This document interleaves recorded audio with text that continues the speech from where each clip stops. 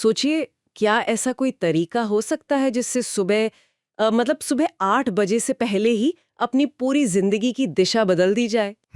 आज हम इसी आइडिया पर गहराई से बात करेंगे, जो हैल एलरॉड की मशहूर किताब द मिरेकल मॉर्निंग से निकला है। बिल्कुल। हमारे पास इस किताब के कुछ अंश हैं, कुछ सारांश है, और हमारा मकसद सिर्फ ये बताना नहीं है कि किताब में क्या है, बल्कि ये समझना है कि इसके पीछे की सोच क्या है।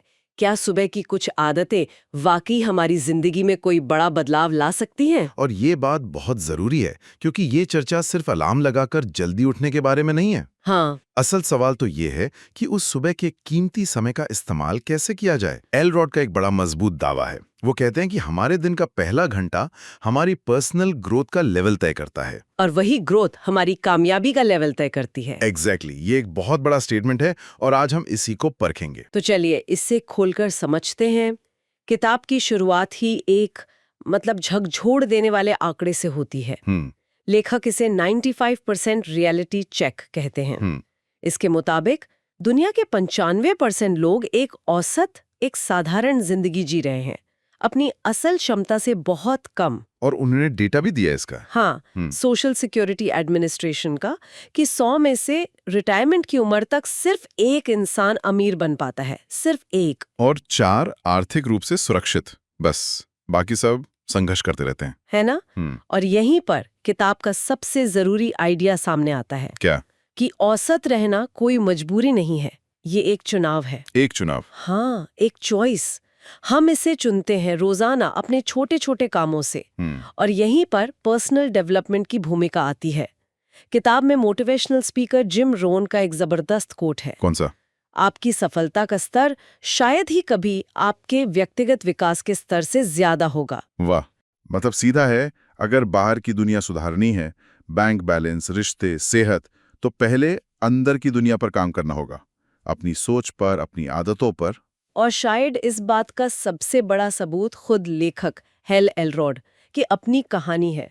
उन्होंने इस पूरी फिलॉसफी को निराशा से जन्मा हुआ बताया है। हाँ, उनकी कहानी तो कमाल की है। वो अपनी जिंदगी में 2 बार ऐसे मोड़ पर आए जिसे रॉक बॉटम कहते हैं, मतलब जब सब कुछ खत्म हो जाता है। पहली बार 20 साल की उम्र में एक शराबी ड्राइवर ने उनकी गाड़ी को टक्कर मार दी थी।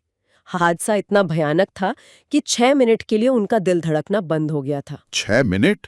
उन्हें तो डॉक्टरों ने मेडिकली डेड घोषित कर दिया था। हाँ, और उस हादसे से जैसे तैसे उभरने के बाद दूसरा झटका लगा 2008 की आर्थिक मंदी में। उनका बिजनेस पूरा बर्बाद हो गया। वो कर्ज में डूब गए और गहरे डिप्रेशन में चले गए। यहाँ जो बात गौर करने वाली है वो ये है कि कई बार ऐसी भयानक निराशा ही एक बड़े बदलाव की वजह बनती है। सही कहा। जब वो अपने सबसे बुरे दौर में थे, तब एक दोस्त ने उन्हें सुबह दौड़ने जाने की सलाह दी। और उसी दौड़ के दौरान उन्होंने एक पॉडकास्ट में जिम रॉन की वही बात सुनी जिसका जिक्र आपने भी किया था, कि अगर आप अपनी जिंदगी बदलना चाहते हैं तो पहले आपको वो इंसान बनना होगा जो उस बदली हुई जिंदगी को संभाल सके, उसे आकर्षित कर सके। बिल्कुल। और ये एक छोटा सा विचार था, लेकिन इसने उनके दिमाग में तूफान ला दिया। उन्हें एहसास हुआ कि वो अपनी समस्याओं का हल बाहर ढूंढ रहे थे, जबकि हल तो अंदर था।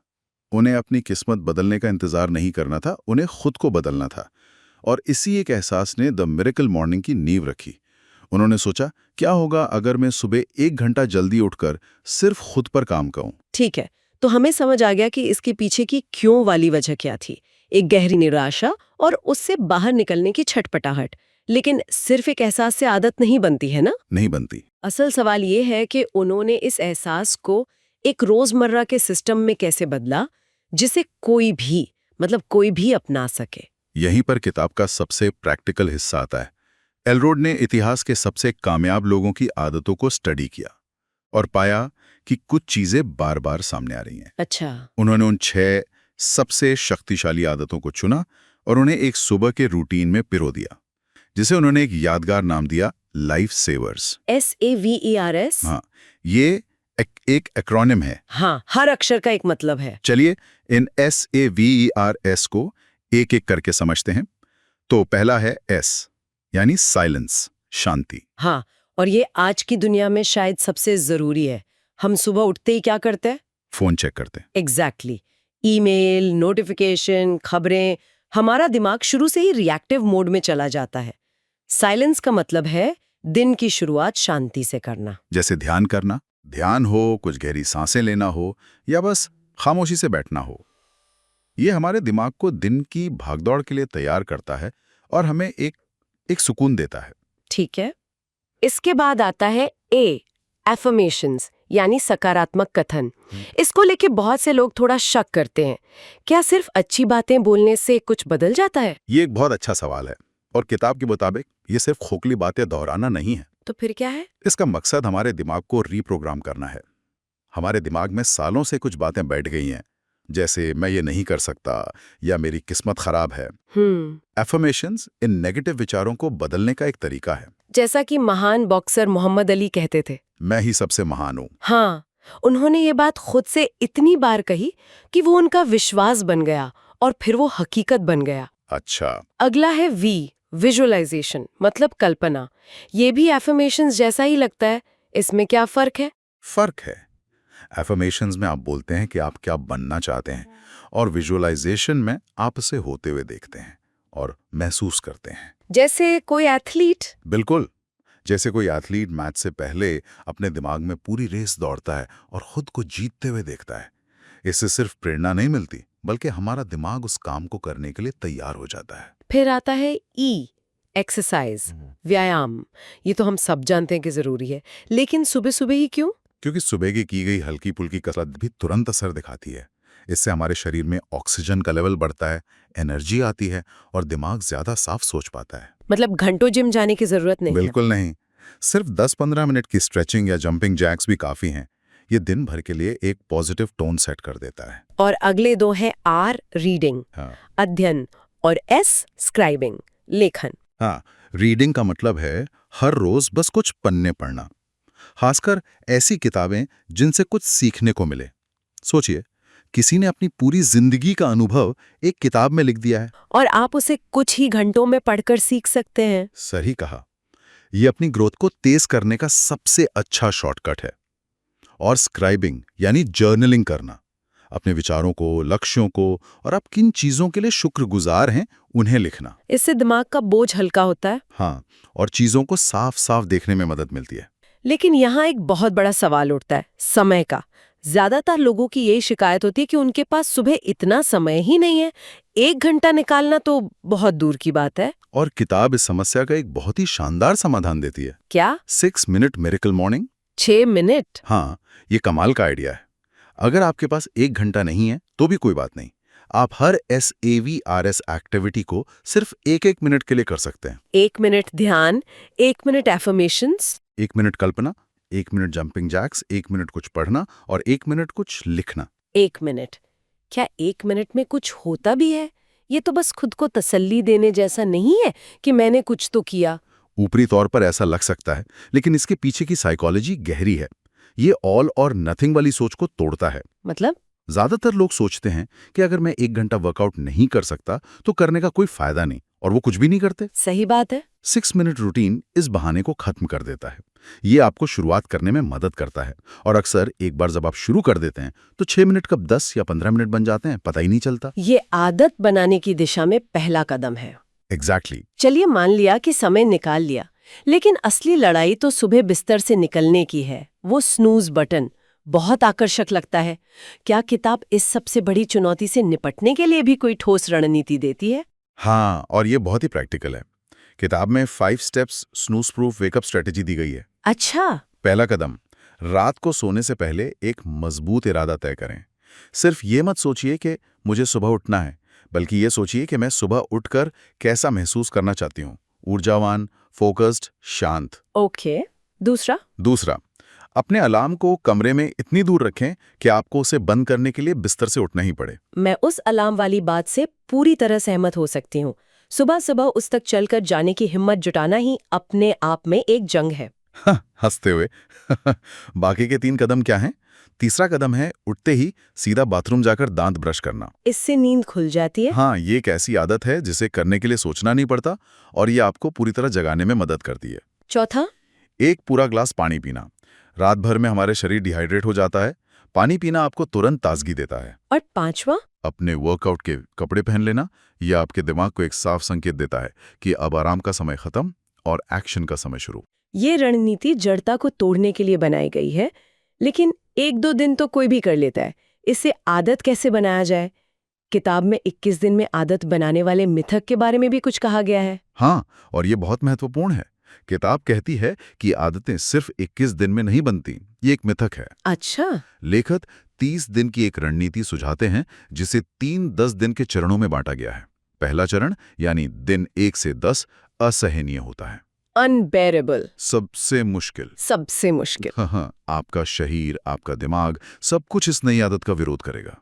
हर सुबह एक जंग की तरह लगेगी। और उसके बाद दूसरा चरण दिन 11 से 20 असुविधाजनक होता है, अनकंफर्टेबल। यहां तक आते आते आदत थोड़ी आसान लगने लगती है, लेकिन ये अभी भी नेचुरल नहीं लगती। आपको अभी भी इसे करने के लिए खुद को धकेलना पड़ता है।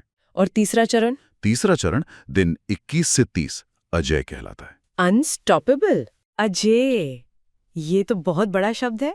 इसका मतलब है कि यहां आकर वो नई आदत आपकी पहचान का हिस्सा बनने लगती है। मतलब? अब आप मिरेकल मॉर्निंग इसलिए नहीं कर रहे हैं क्योंकि आपको करना है, बल्कि इसलिए कर रहे हैं क्योंकि आप एक ऐसा इंसान है जो मिरेकल मॉर्निंग करता है। वाह! यहां आपको इसके फायदे साफ साफ दिखने लगते हैं। ज्यादा एनर्जी, बेहतर मूड, ज्यादा स्पष्टता, और यही फायदे आपको आगे बढ़ने के लिए प्रेरित करते हैं। तो ये सिर्फ एक सुबह की रूटीन से कहीं ज्यादा है। ये तो एक पूरी जीवन शैली को बदलने की बात करता है। लेकिन क्या एक अच्छी सुबह एक वैक्यूम में हो सकती है? मतलब अगर हमारी रातें खराब गुजर रही हो तो सुबह अच्छी कैसे हो सकती है? आपने बिल्कुल सही नस पकड़ी है, और किताब इस बात को नजरअंदाज नहीं करती। इसीलिए इसमें मिरेकल इवनिंग का भी जिक्र है। Miracle evening? हाँ, लेखक का मानना है कि एक बेहतरीन सुबह की तैयारी पिछली रात से ही शुरू हो जाती है। इसके लिए उन्होंने SLUMBERS नाम का एक और एक्रोनिम दिया है। ये दिलचस्प है कि उन्होंने शाम के रूटीन को भी इतना महत्व दिया। अक्सर लोग सिर्फ सुबह पर फोकस करते हैं। बिल्कुल। SLUMBERS का सार है कि सोने से कुछ घंटे पहले खाना बंद कर दें। दिन भर के तनावपूर्ण विचारों को जर्नलिंग करके मन से निकाल दें। सोने से 1 घंटा पहले फोन और टीवी की नीली रोशनी से बचें। अगले दिन की तैयारी रात में ही कर लें। और सोने से पहले कुछ हल्का फुल्का या सकारात्मक पढ़ें। ये सब छोटी छोटी चीजें मिलकर आपके दिमाग को शांत करती हैं और गहरी नींद के लिए तैयार करती हैं। तो इसका अंतिम लक्ष्य क्या है? क्या ये सब सिर्फ ज्यादा काम करने और ज्यादा प्रोडक्टिव बनने के लिए एक और तरीका है? नहीं, और यही इस किताब की सबसे गहरी बात है। इसका अंतिम लक्ष्य आंतरिक स्वतंत्रता पाना है, इनर फ्रीडम। आंतरिक स्वतंत्रता? हाँ, ये वो मानसिक अवस्था है जहां आप बाहरी परिस्थितियों के गुलाम नहीं रहते।